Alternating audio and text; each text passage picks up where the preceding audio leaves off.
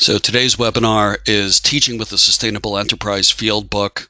The lead presenter today is Bill Russell, who is teaching this semester at Fordham University. Bill is also a principal in Transitioning to Green. He's joined on this call with two of his co-authors, Jeana Wirtenberg, who is the president and CEO of Transitioning to Green and also is teaching at Rutgers, and Linda Kelley, who is the principal and enterprise ecologist for Transitioning to Green. Particularly for those who are listening to the recording, I'm going to read the announcement and then turn it over to Bill.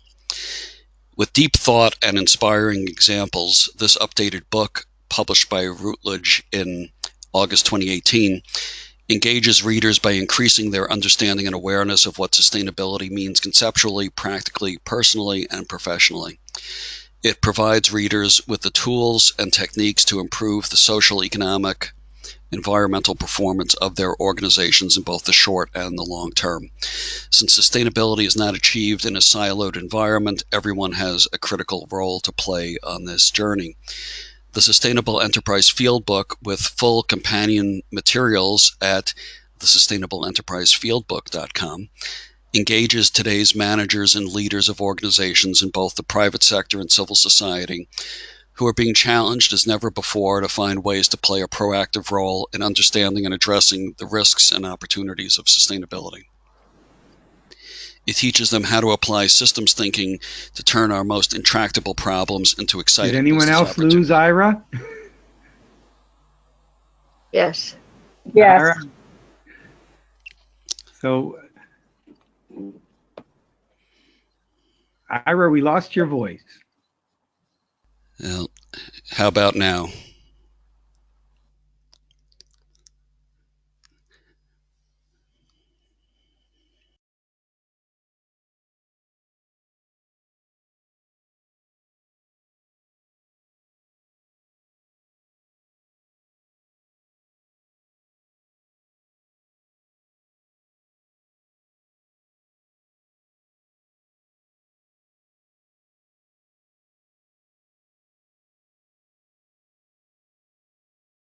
Over the screen now anyway, so for those that are on and hearing this,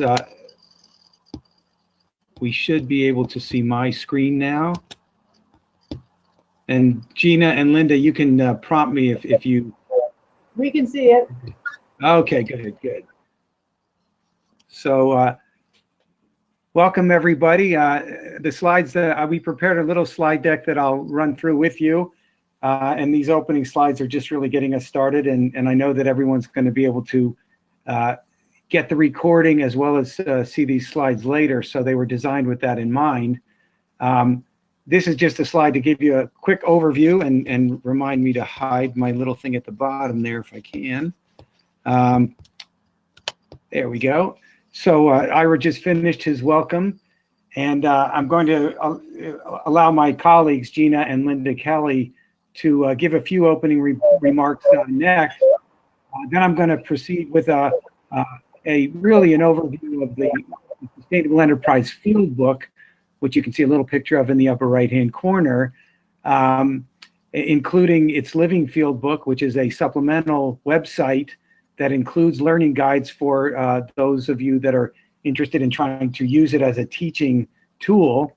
And then I'm going to also give, at the end, some of my own experiences using the Fieldbook in the course that I'm currently teaching at Fordham University.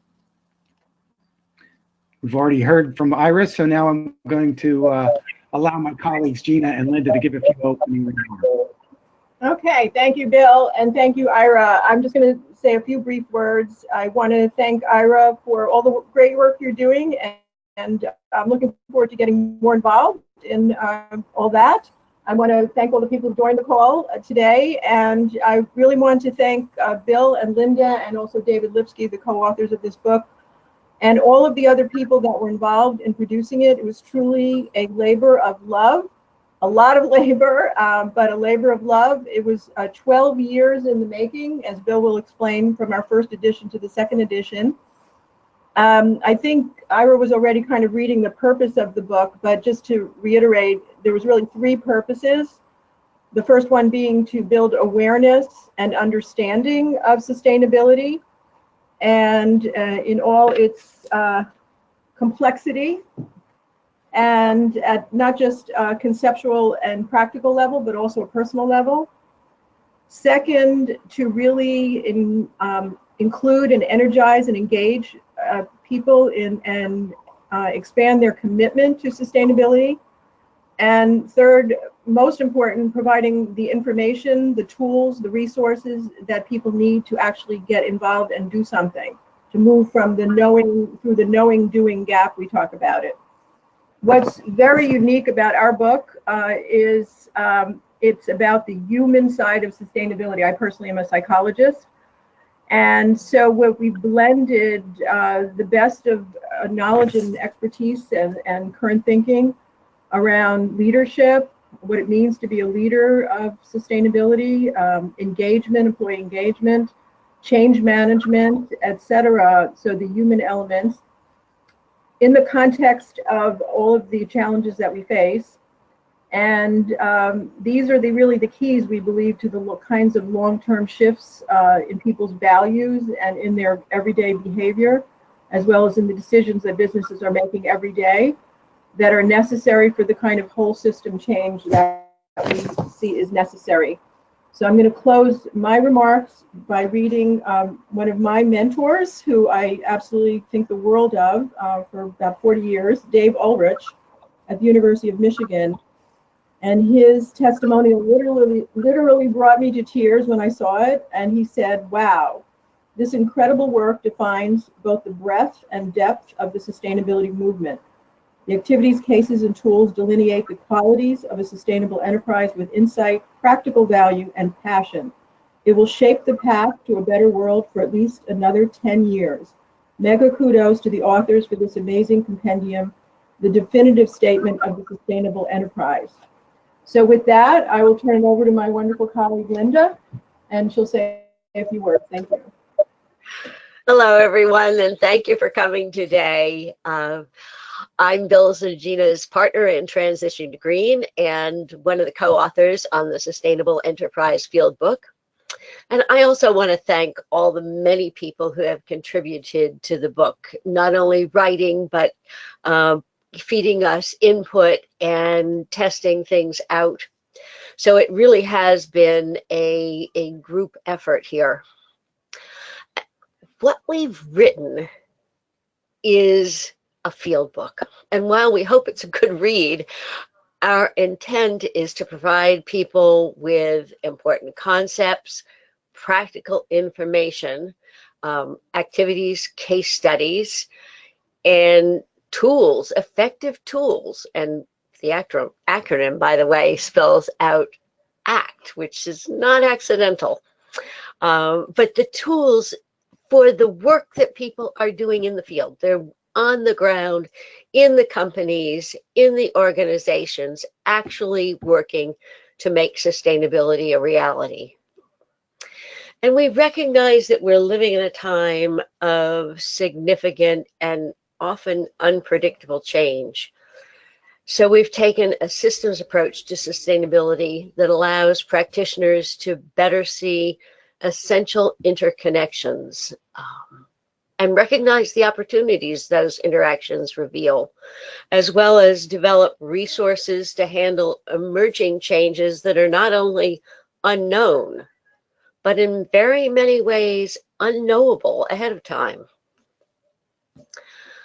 Ours is also a tremendous time of tremendous opportunity and hope. And we've included in the book examples of innovative, inspiring work that a number of companies are undertaking. And so we hope you will dig into those and learn from them as we have.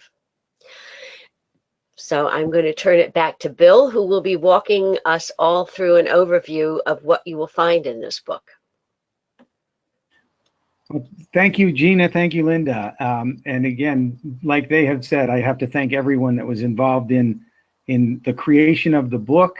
I also want to thank Ira and all of the other universities and professors out there that I've been working with these past many years. I'm currently teaching as an adjunct at Fordham University, and you're going to hear more about my course towards the end of this webinar. But I've also been a professor at Columbia University, where I taught the green accounting class there for over 5 years. And I've also had teaching positions at Bard and at Fairleigh Dickinson University. So I much appreciate the work going on to try and improve our ability to actually teach this complex subject of sustainability. I'm going to be going through next the Sustainable Enterprise Fieldbook. I'm going to give you a little bit of background on the Fieldbook itself and how it got to this second edition. Then I'm going to briefly run through the chapters and the content of the book.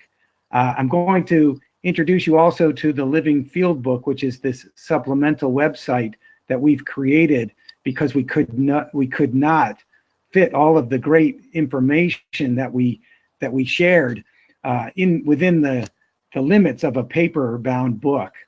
And within that Fieldbook, we've also created learning guides for people that are actually trying to use the book as a teaching tool. I'm going to take a break after that for some questions, so please do use your chat function and give Ira some questions. He'll be screening them, and so when we get to that break, I'll be able to address some of those questions at that moment. And then we're going to proceed on to the course that I created at Fordham University, and I'll be able to share that experience. So on the left-hand side of your screen is really the beginnings of all of this work. And it began with some work that we were doing with Fairleigh Dickinson University and a large survey that was taken to identify the qualities of the leaders in sustainability at that time, which is now 2006, which feels like a lifetime ago. But out of that research came this pyramid as a way of framing what a sustainable enterprise looked like, and what were the qualities of those best practicing enterprises. And so if you look on the left side of the pyramid, you can see that we ended up organizing those qualities into 3 stages. The foundational stage, which included making sustainability central to the strategy of the company, as well as other things like senior management support and embedded values. And then as we moved up the pyramid, we saw that those programs needed to gain traction and ultimately become integrated into the company. So that was the framing back in 2006 that we used to organize and structure the first edition of the Sustainable Enterprise Fieldbook, which you can see on the right-hand side of your screen. The theme of that, the tagline, if you will, of that first edition was "When it all comes together." And I know that was a passionate epiphany that my co-author Jeana had at that time, but it was also about our work to try to come up with the holistic and integrated way of organizing the enterprise. But when we reflected back on the first edition of the book, as we made the decision to create a second edition, it was very obvious that the original edition was still in that stage of using sustainability as a driver of profits for the companies that embraced it. And so the real theme that it had throughout all of its chapters was one of sustainability as an opportunity for improving the performance of a company, but primarily from a profit and an incentive that was still economically driven. And we certainly at the time were already aware of and embracing the triple bottom line. So as we started to really look at the second edition, and in our opening to the book, we actually framed what has changed in these past 10 years. And it became clear to us that the skills that were becoming more and more valuable and maybe a little undervalued in 2008 was that of systems thinking. And then the newer the newer terminology of integrated thinking. And so those two themes have now been woven throughout all of the chapters of the book. And along with that was our maturing, if you will, of how to deal with what was becoming barriers to accomplishing sustainability, which was dealing with conflicts and everyone, entrenching in their particular right and wrong mentalities. And so one of the things that also emerged as we were writing this version of the field book was the idea of managing paradoxes or identifying paradoxes and managing through those, as opposed to seeing things as either or problems. The other thing that happened as we started to look at the integration of all the chapters of the second edition was we started to use the analogy of building a bridge. And so our tagline for the second edition of the book became building new bridges. And I think you'll see as we go through some of the chapters how we use that bridge metaphor to advance this theme. And I think it worked really, really well. So what you're looking at now is just an overview of the contents of the book. And I think you can see how we built upon both the pyramid and the first edition as we created our parts of the book.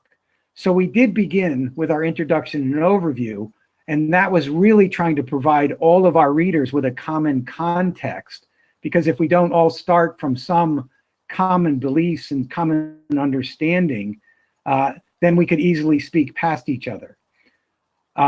The first or the second part of the book is really that first layer of the pyramid, where we are still trying to prepare and build the foundation for a sustainable enterprise. And so those first three chapters that I'll be going through next on leadership for sustainable enterprise, mental models for sustainability, and then my favorite, of course, sustainability aligned strategies, all of those were part of that foundational layer of the pyramid.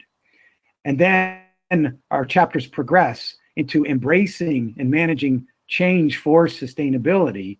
And in that segment of the book, we have managing the change to sustainable enterprise, employee engagement, and again, my other favorite, of course, enterprise sustainability metrics and reporting. All of that starts to help and build the enterprise to those less mature and also vital skills of looking at sustainability from a holistic and, in this case, global context.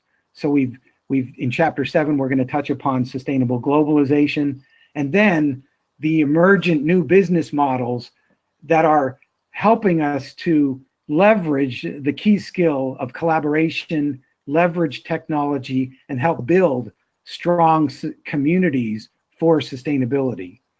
And then we culminate the book with our part 5, building new bridges to the future, and chapter 9, which is our description of the path forward, which I'll be showing you in just a few moments. So now I'm going to run you through each of the 9 chapters of the book and briefly touch upon some of their high points. Chapter 1 was our leadership chapter, and the lead author of that chapter was a great man, Dick Knowles. He had his whole career with DuPont, and through that experiences that he has, he created some great leadership tools like the process Enneagram, which you're looking at in the figure on the right-hand side of your screen. And some of the core philosophies that we had about leadership in a sustainable enterprise was that the enterprise was really not the machine that it was, that many techniques for management have you believe. And so we saw the enterprise as one that was people-centric and human-centric. And because of that, we saw this role of leadership as being one that wasn't just held by the C-suite people in the company, but we saw the opportunity for every employee and every person associated with the company to be leaders in their own right. And so that idea of self-organization and the empowerment that every person could be a leader in the company was really the philosophy that we used. And of course, we now are seeing that and seeing the company itself as the collection of people. So the company is now not a machine, but a vibrant living system. So it becomes the people that are the key tool, the key resource for driving change and driving progress in the enterprise. So chapter 2 focuses on this element of mental models, and we've already expressed how we've used system thinking as a core skill throughout every chapter.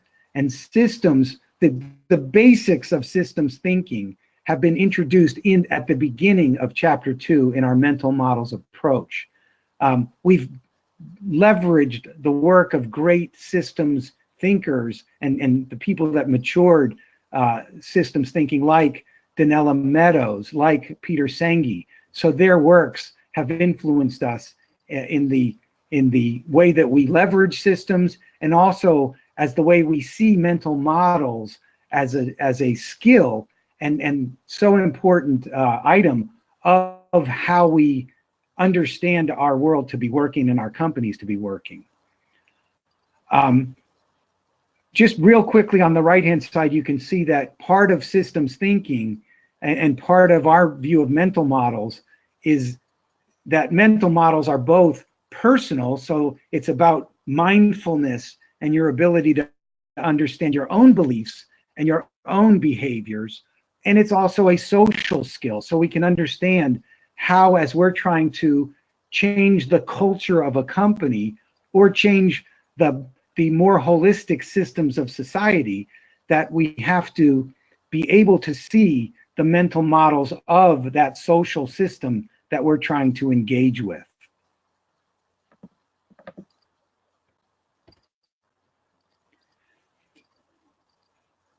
So we then move on in the last foundational chapter about how to create and build a sustainability aligned strategy.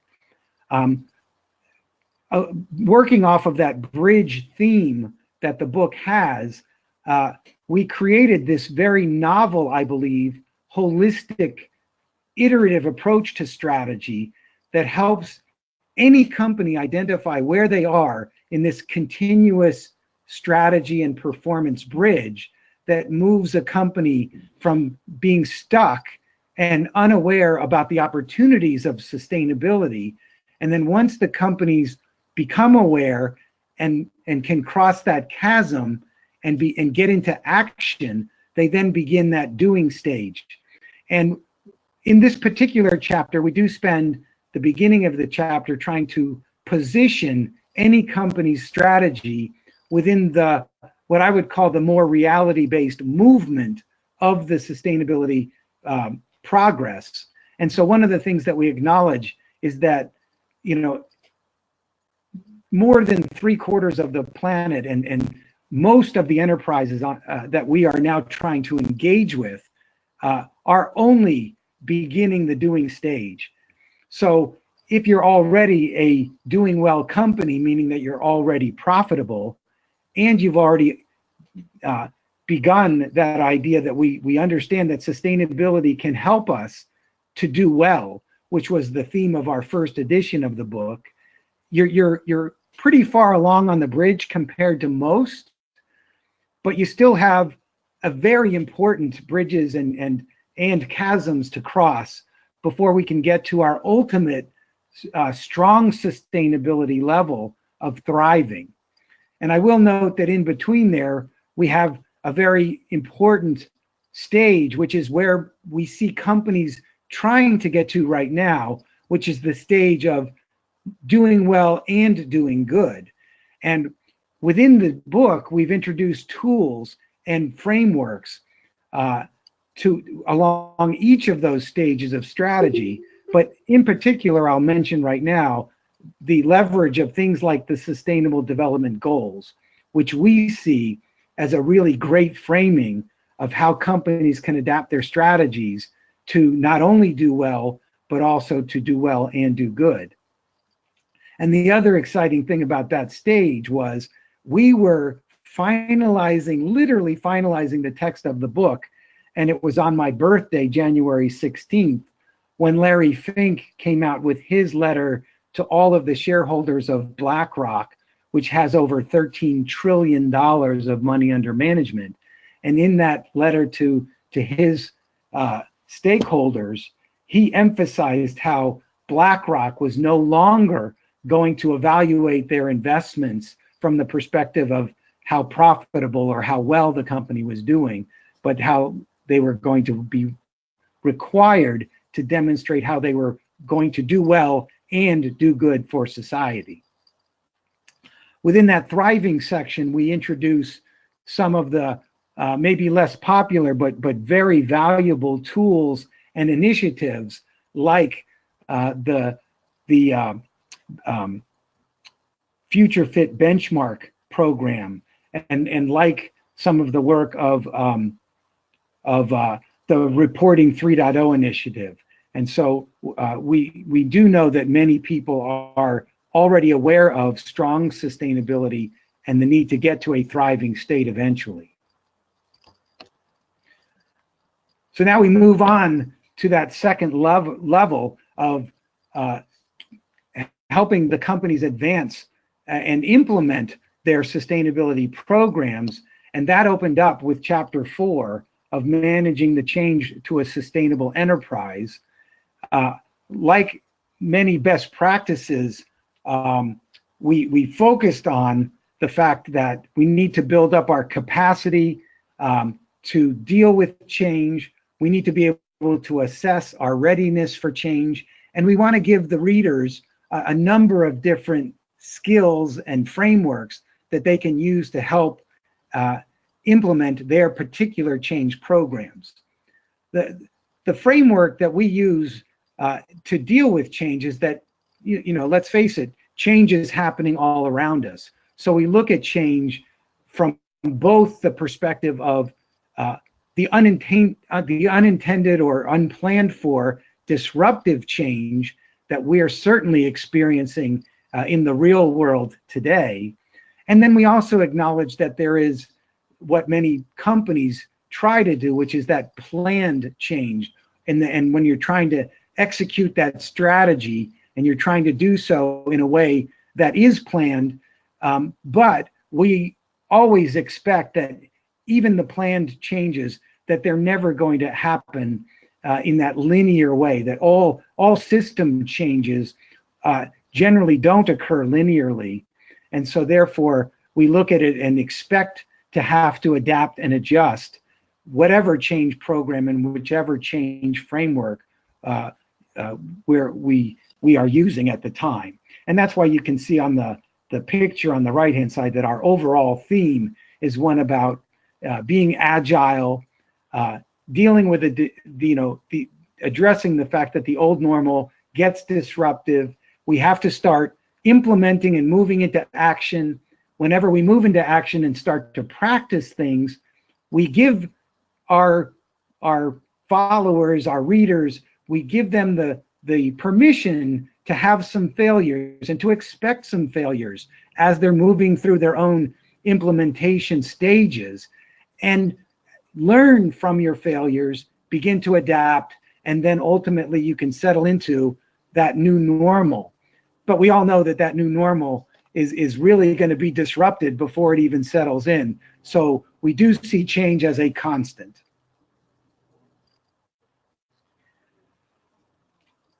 As we've said, our view of sustainability and sustainable enterprise is very people-centric, human-centric, and obviously because of that, we see sustainable enterprises as being very employee-centric. And so employee engagement is a really critical element of advancing the sustainable enterprise.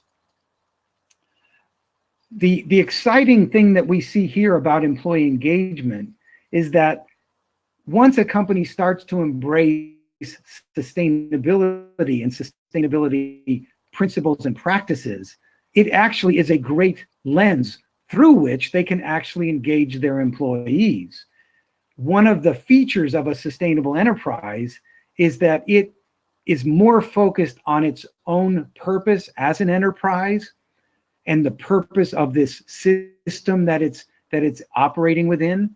And we also see this as relevant to the people of the company, so that the employees are going to be able to better connect their own personal passions and their personal purpose with that of the company that they're choosing to, work within.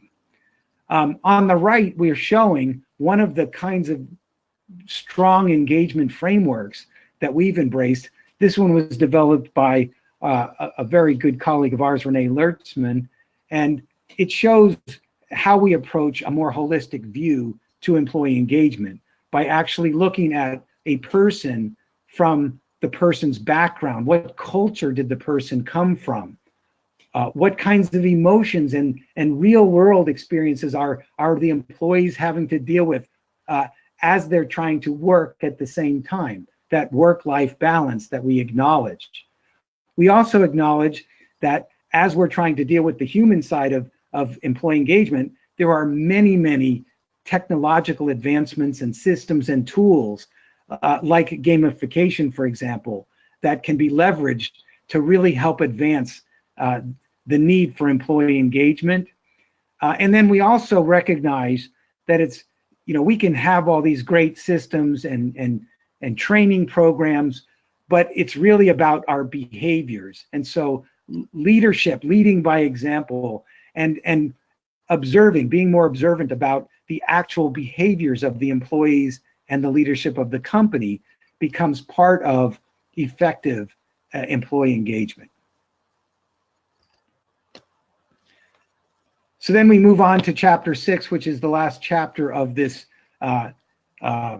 second stage of the pyramid.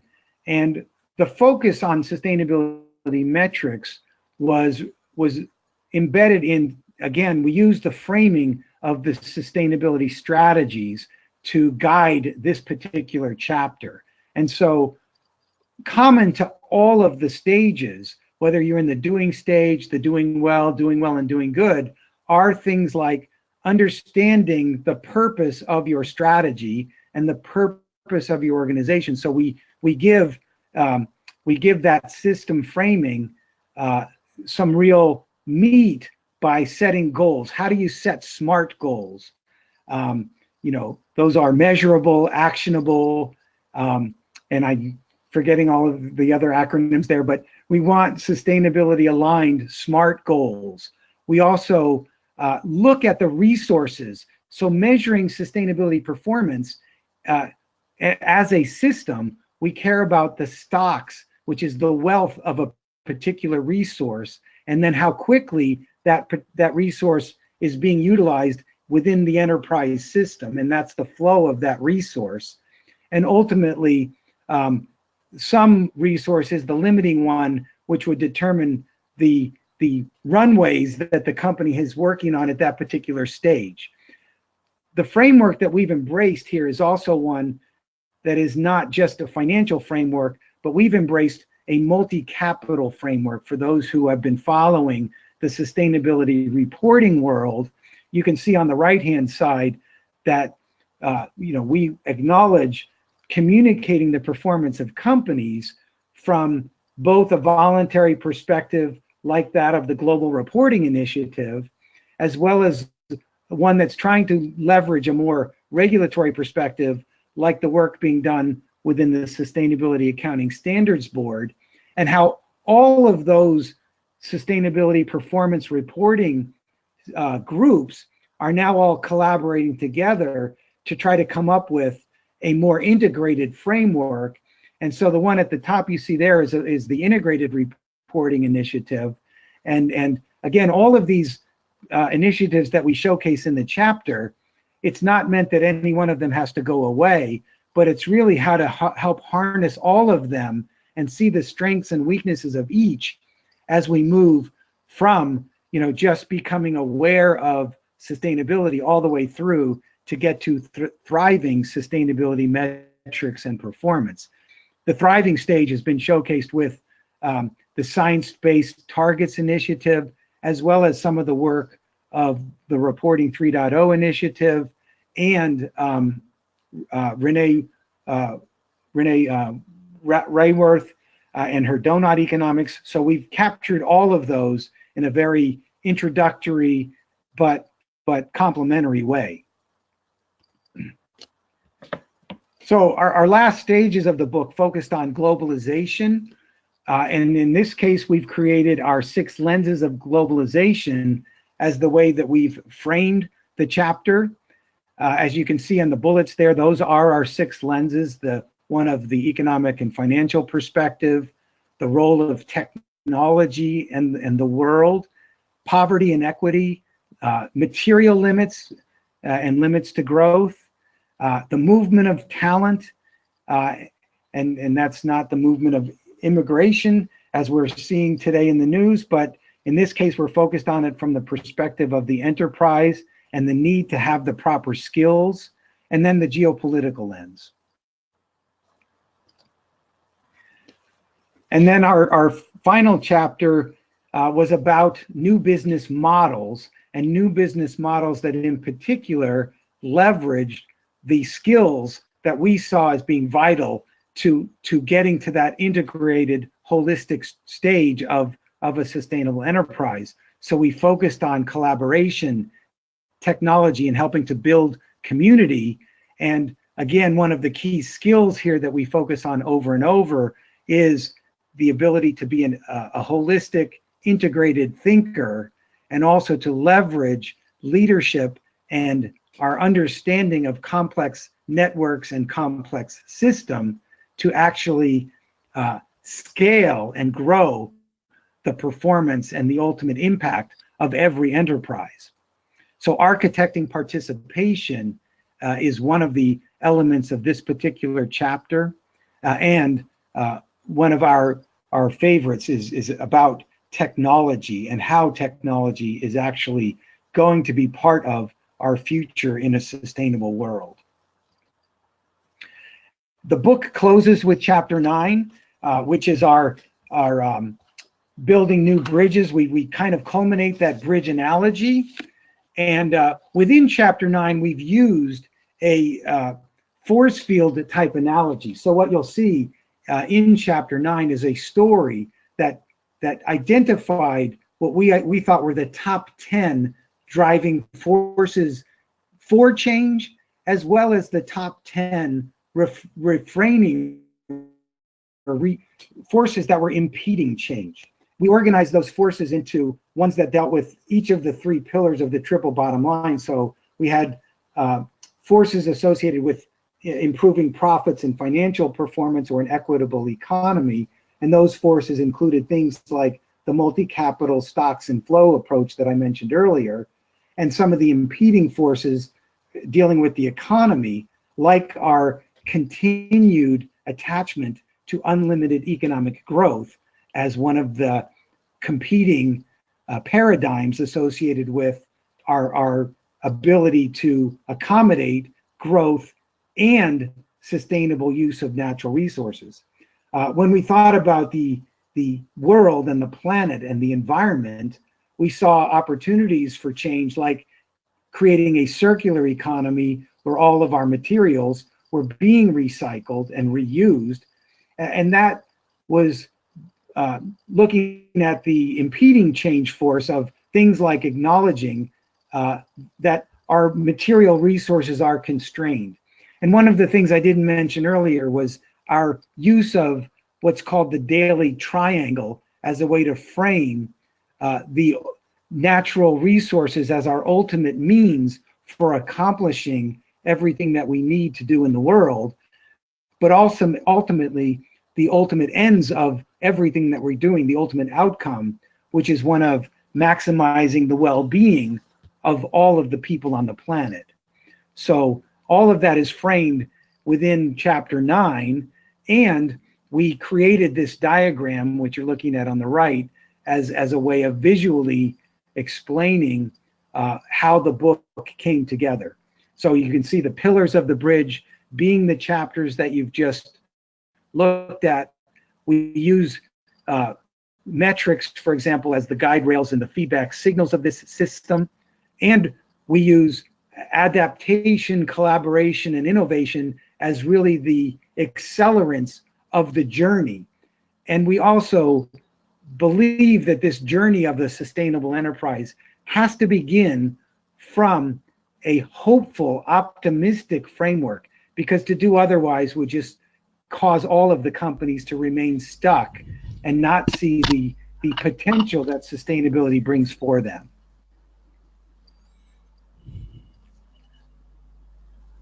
Ira, I think this might be a good time to break and see if we've got any questions at this point. It's also a good time to see whether you can hear me. Good point, and yes, I am hearing you.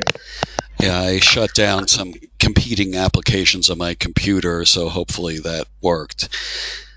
No questions have come in on the chat box yet, but there are a couple of questions for you on what you presented so far.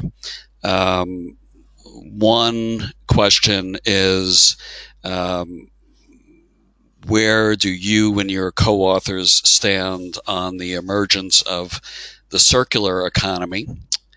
And the other question is, on your slide that graphically displayed all of the various competing reporting approaches, would you hazard a guess on how that's going to shake out, and also what happens to all of those voluntary approaches when the Securities and Exchange Commission finally adopts the ESG framework for regulatory reporting? Well, I'll take that question in order. So we are very big fans of the circular economy. In our models chapter, and also throughout the book, we are acknowledging that our natural resources are our limited natural capital.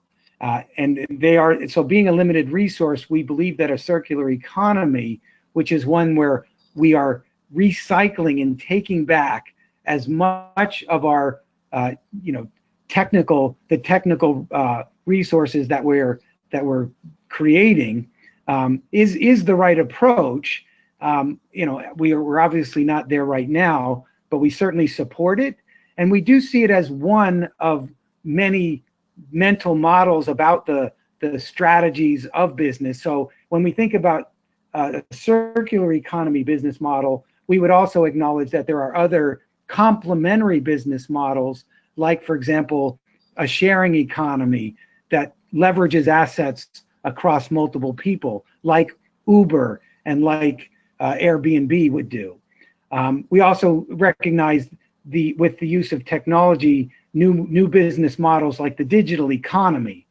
So we leave room for multiple business models, but we certainly saw the circular economy as one that we embraced and supported, because we recognized natural capital as as the constraining resource within the economy and within our ultimate getting to a thriving state. When I Bill, thought if about, I could add in a couple of examples here, so far as natural resources go, and this is Linda. Two resources that we talk about in the book are phosphorus and graphite. So they're common, they're in everyday use. We need phosphorus in food, we have it in paints, we have it in even explosives, but food in particular, the mining of phosphorus doesn't happen everywhere in the world. And although it is not a rare mineral or material, it is only located or concentrated in a few places in the world. So about 20% of what we use in the United States comes from Central Florida. It's not like we can go somewhere else like New Jersey and get more. There isn't more there. And what happens in the cycle is if we use it on the farmlands in the Midwest and then do not recapture it, do not recycle it into a circular economy, and it goes down the Mississippi River tributaries and into the Gulf of Mexico, it gets dissipated into the water in what is essentially non-recoverable in our lifetimes. Would it be recoverable eventually? Yeah, probably in about 10,000 years, but not now. So we are on the path to running out of phosphorus, which is an essential catalyst in metabolism for living things on Earth, and we're not recycling it. We could talk about other things that are mentioned in the book, but that's just one quick example. Yeah, I think that I'm going to jump over to the other part of the question here, but as you can see, we've embraced not just the idea of sustainability in the doing well and doing good mode, but we do see strong sustainability as our ultimate end that we must get to. And so our use of the word thriving, and others have used flourishing, and trying to create, you know, businesses that are even regenerative, that is something that we aspire to. And so when I look at things like, you know, people's work today in sustainability reporting, which happens to be one of my strong suits, if you will, I was one of the founders of the GRI, and so I appreciate its strengths and weaknesses. I'm very active with SASB right now, so I understand the desire to enforce laws, particularly U.S. perspectives on SEC reporting, that drive so many publicly traded companies. But our stance within the book is a little bit broader than that. So, you know, we would say bring it on. Anything that's going to improve disclosures and the measuring of sustainability performance, we would support. If it becomes a legislative element to advancing it, then we would be obviously having to manage the current paradox between who's going to be leading all of this. Is it going to be the shareholders and the capital markets, or is it going to be government? I certainly don't put all of my eggs in any basket. And so managing through that type of continuous improvement on sustainability reporting is going to be a paradox that we welcome and feel we can use a best of approach to get us there. And that includes sustainability reporting that isn't focused on economic performance, but is going to focus on measuring the ultimate goal of thriving. And so the work of the Reporting 3.0 initiative and the Future Fit benchmark, for example, need to be acknowledged. And also some of the work in tracking our global scientific performance with the planetary boundaries. So I think we're looking forward to progress in sustainability reporting, but it's a lot more than just reporting. It's getting to the outcome of sustainable performance. With that, Ira, I'm going to continue on, and then we'll take questions again at the end. Yeah, I was going to say, please move on to your road test of the book portion of the presentation. And if I could ask Jeana or Linda to take a look at the question that Anton Camarada posted regarding getting a desk copy for review, if one of you could post the answer to that important question in the chat box so everyone has that information.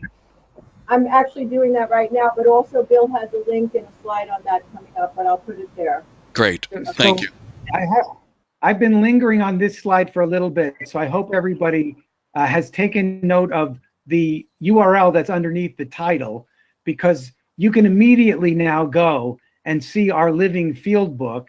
And this is just the opening in the About of the Living Fieldbook page, but our colleague Nalini, who I want to acknowledge here, she's on the webinar now, she helped us to create this supplementary website because we had so much that we wanted to communicate and share within the book, and we couldn't do it all. So we started to immediately create this website. And so the website it's organized, as you can see, by our chapters, and they can get to the chapter abstracts and then specific chapters, but it allowed us to include much more detailed information within each chapter's content. So this is an example of the Living Fieldbook for just the activities element of what we've added from the book. So this showing of the Living Fieldbook indicates that for this chapter, we have many activities, and if I could scroll down, which I can't,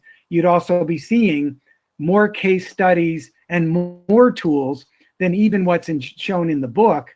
And this one indicates that there's also more material in a learning guide section for people that are trying to teach leadership in whatever form you choose to try and teach it. And so had you clicked through to that learning guide component of the Living Fieldbook, it would then show you that we already have suggested activities that teachers can use, and those activities have been structured. We encourage all of you, because this audience is all trying to advance teaching, and we encourage all of you, once you start to see the book and the Living Fieldbook, that you have the opportunity to contribute your own ideas to it. And to answer the question before, we have the ability with our publisher, Routledge, to get people that are trying to use the book in a teaching mode to get you a copy of the book, whether that's an e-copy version of the book or a hard copy, I'm not sure. But the point is that our publisher wants to get it out to every one of you that wants to give it a look and see how you can use it in your own way for teaching sustainability. And with that, I'm going to show you my first real-world experience using the textbook, using the Fieldbook as a textbook for teaching a class. So I was given... Interrupt for 1 second to say thank you, and I need to go teach. So I really appreciate Bill did a fabulous job. Yay, Bill. And I look forward to further discussions with all of you. If you have any questions at all or want our input on your syllabus or how you could use it, feel free to reach out to us. And thank you very much. I got to go teach. Thanks, Jeana. So we're actually practicing what we preach here.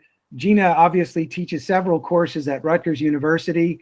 My current teaching is with Fordham, and the class that I'm teaching is called Foundations of Sustainable Business. So I'm going to run you through that.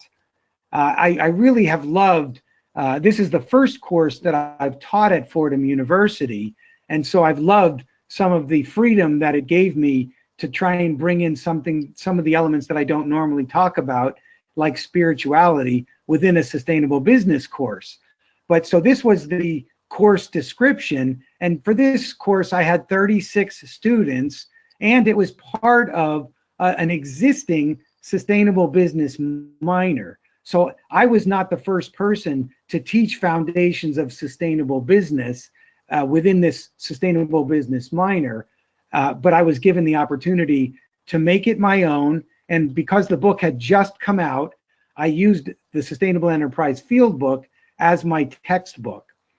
Just for background, about 1/3 of the students in the course had sustainable business minors, and for them the course was mandatory. And then about 2/3 of the course were people that were taking the course as an elective, and many of them were economics majors.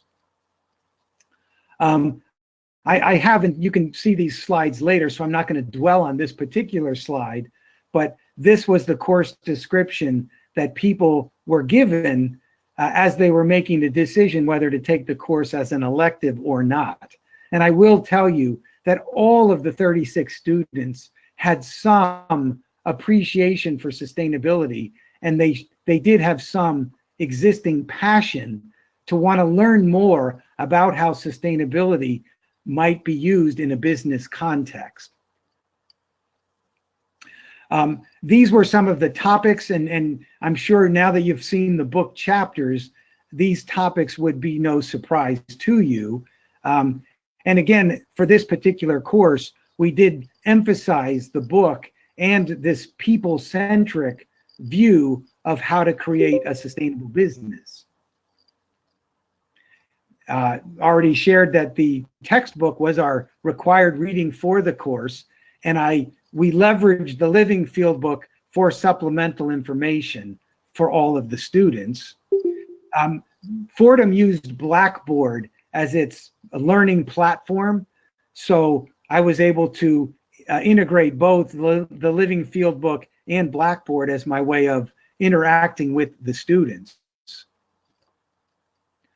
For this particular course, I know all of us struggle with how do we create meaningful learning assessment tools, and so I used a journaling process, and thanks to Ira for one of the people who suggested the use of journaling as a good way for students to embed the learnings from each class.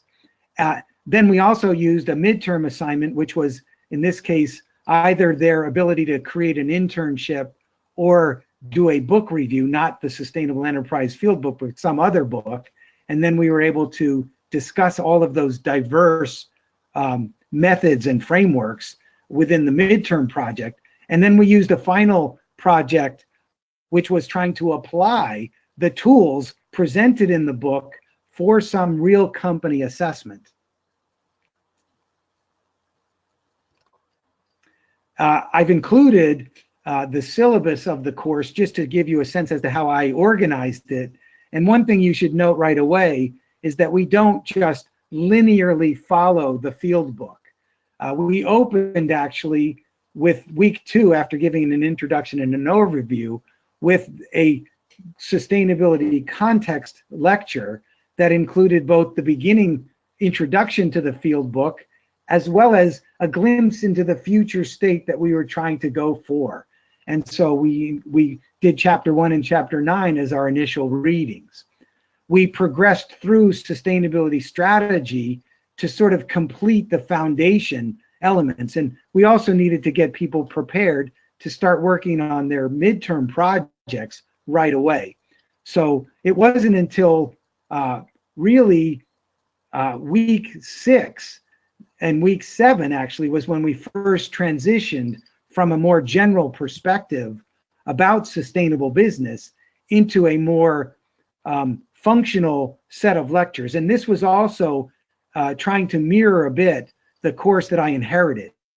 So in week 7, when we talk about sustainability, accounting, and finance, that was the beginning of changing the tone of each lecture from one of being holistic and a build to one that became more siloed and functionally oriented.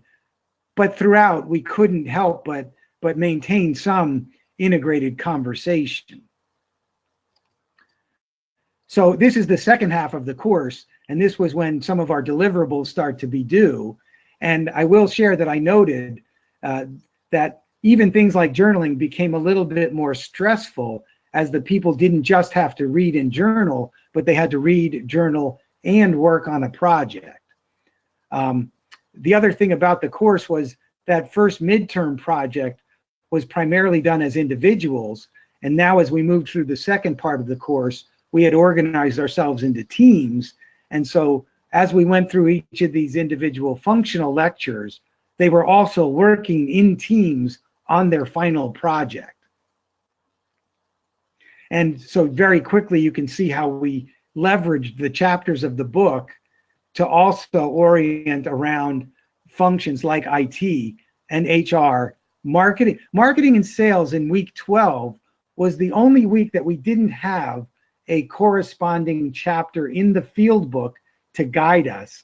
And so it was quite interesting to see how all of the other chapters had surrounded the topic of marketing, in particular things like big data and social media, which we had covered in that business models chapter, but how they were now being applied in a more specific way to help market and sell things. And then we culminated the class with this week, it just happened to be this week's lecture, which was about change management. And so that was my ability to help focus the students, not from now textbook learning, but to get out into their lives and apply everything that they had learned in the class in their careers and in their lives. So week is going to be my final lecture for the course, and that's when I get to enjoy the fruits of all of the final projects where they've applied all of the textbook items in their assessment of an actual company. So I wanted to show this slide because another theme that we did to bring contextual reality to this otherwise what could become an academic discussion of sustainable business was that every week of the class we had some current event conversation, and this happens to be the build of all of the different current event conversations over the last 13 weeks. And so it just reminded everybody about how fast change was being imposed upon us through things like the hurricanes that we've lived through in the last 13 weeks, and all of the advancements in the scientific reports that came out by the IPCC. And then just this week, the National Climate Assessment came out. And so we were able to connect the real world changes that were being imposed upon us as individuals and being imposed upon all of the real world businesses. So the things like tariffs that came up and things like the migration of people come up, the international trade associated with Brexit. So we were able to interconnect all of those relevant, urgent, real world things with elements of the class and, of course, back to the Sustainable Enterprise Fieldbook itself. So these were just my summary of course reflections of how well the Sustainable Enterprise Fieldbook worked as a tool for teaching. It was highly effective. The students were able to comprehend. Most of my teaching prior to this was all done at the graduate school level. This course is at the undergraduate level, and yet the students were able to read the textbook, read the field book, and comprehend it sufficiently so that as I was able to complement the book with my lectures and with the journaling process, it was really, really a satisfying experience. The Living Field Book became a very good tool for them.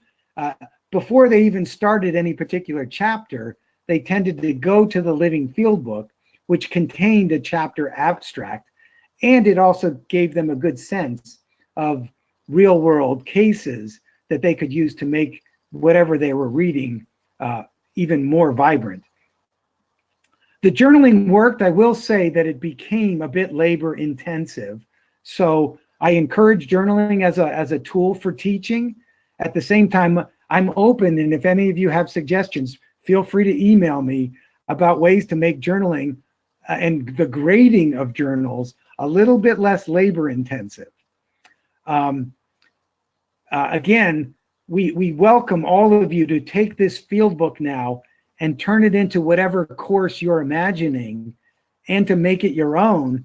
And then also where we as a team within the Sustainable Enterprise Fieldbook authors, and there's many contributing authors.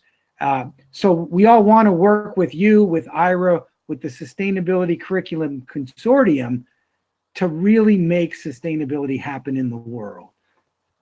So with that, I'll close and take on any additional questions that might have come up, and know that, you know, we're in this journey forever. So no matter when we come across the opportunity to engage with each other, please know that we are welcoming it. Excellent presentation. Thank you so much. I am making a last call for comments and questions to be posted in the chat box. Nothing new has come in as yet, but I also appreciated the review of your experience at Fordham. I would just offer one comment on the journaling. And as you know, I have used that technique myself. I don't think it needs to be as labor intensive if you boil down to the primary purposes of doing the journaling. It is very effective to make sure at the most basic level that the students are keeping up with the reading. But beyond that, assuming that they are conscientious in keeping up with the reading, it gives you a clue in advance of the next class as a teacher what concepts are well understood and which ones are going to need a little bit more work. So I'm sure that, Bill, you found that to be the case. I also liked the idea of offering them the option of reading a book to review. One of the things that I've encountered in teaching my sustainability and business class is the "why should we believe you" phenomena.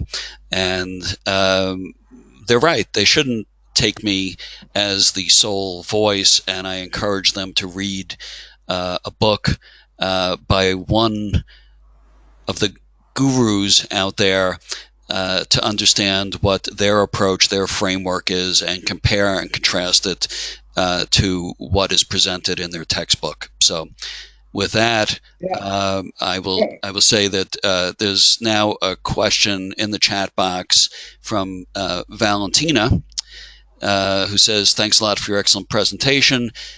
You presented a linear model of development that businesses go through. How is this linear view compatible with the holistic and systemic view on development? And further, do you think there could be a danger that this linear model suggests that business has to first become financially viable before it becomes viable in a strong sustainability perspective?" Well,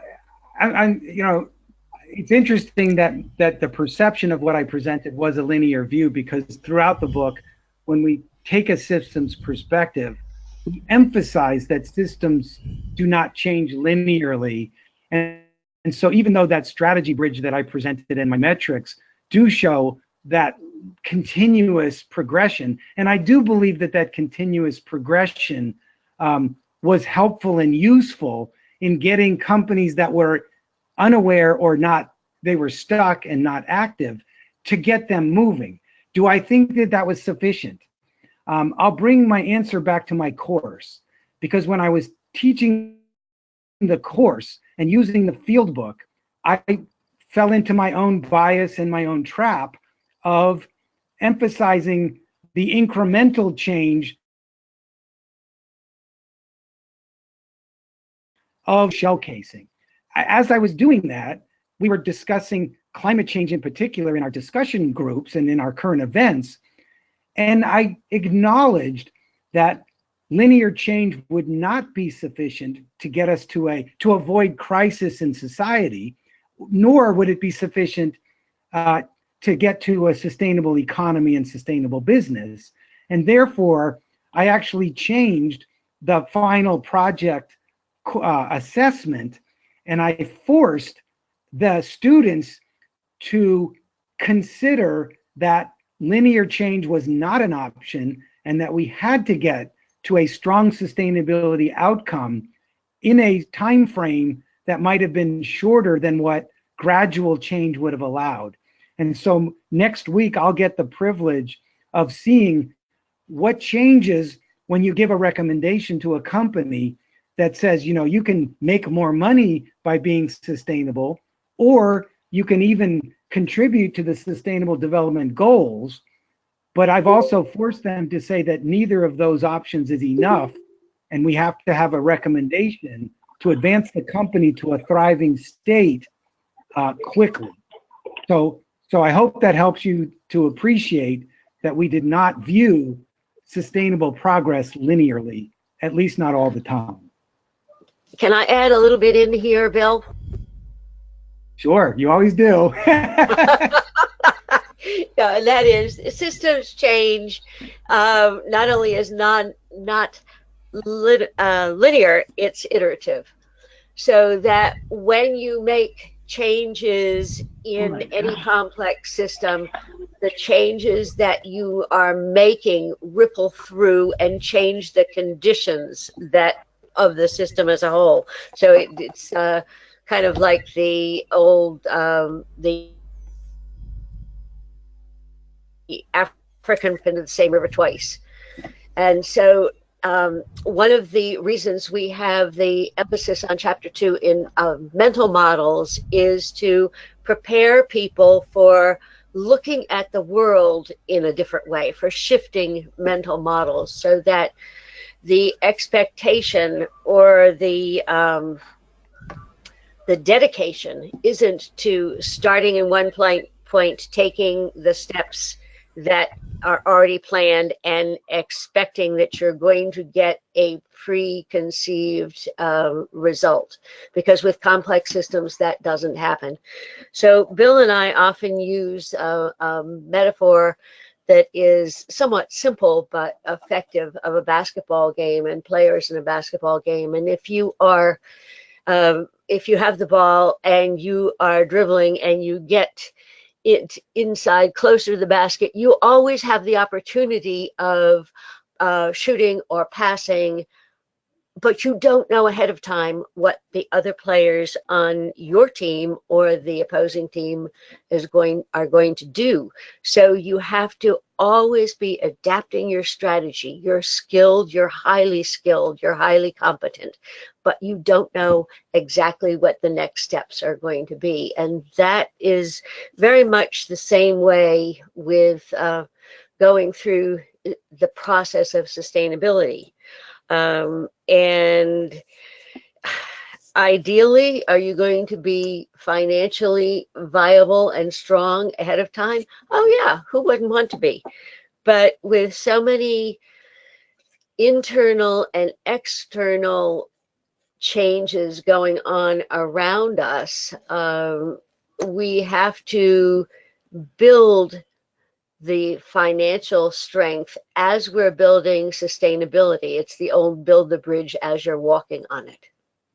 Yeah. So thank you, Linda. And I just wanted to close with my own thought about that element, which was that those companies right now, particularly the large multinational companies that are already doing well, they are already acknowledging that in order for them to sustain themselves, that they're going to have to get engaged with improving society, that they are the best positioned to take risk and to try something that might move them to thriving. Because if we rely on just the Elon Musks of the world to always, rely on the capital markets and then just throw Hail Mary passes as to, going from zero to thriving, and I do support those, but they're always, that's in a win-lose kind of a model where they either become billionaires or they go bankrupt. And so I do believe that my philosophy and strategy puts a little bit more pressure onto the large multinational companies that are powerful and that are successful and that have a lot of resources to take more risks and to progress their own progress beyond what they're comfortable trying to do or report about. So anyway, with that, I'll turn it back to Ira and just thank everybody for listening. And if you have any questions or just experiences that you'd like to share, I can't wait to hear them. Great job, Bill. Thank you so much. This was an excellent presentation. Let me also say in closing that anyone within the sound of my voice who has a useful tool, a book or approach or an idea that fit within our themes of pedagogy, content, and leadership for sustainability in higher education, you're invited and encouraged to lead a webinar for Sustainability Curriculum Consortium. All you need to do is to reach out and contact me. We're getting to the end of the semester. It's a busy time.